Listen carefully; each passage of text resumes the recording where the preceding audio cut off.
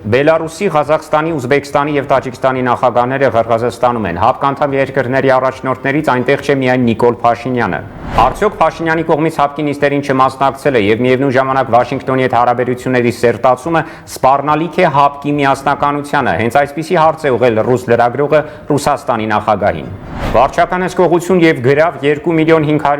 դրամի չափով Լիդիա Մանտաշյանը ազատ է արձակվել։ Ճգնաժամերի կառավարման ոլորտում Հայաստան-Եվրամիություն համագործակցություն։ Ինչ է թաքնված նախագծի տակ, կքննարկենք ուղիղ եթերում։ Հետպատերազմյան 5 տարիները Հայաստանն ու Ադրբեջանը օգտագործել են տարբեր կերպ, թե ինչպես կմեկնաբանի Բենյամին Մաթևոսյանը։ Ռուս-ամերիկյան բանակցություններ գովաբանության տոնին ինչ են փոխելու հեռախոսային գաղտնալսումները։ Այս ամենի մասին կիմանաք այսօր ժամը 21:00-ին Alpha News-ի բոլոր հարթակներում։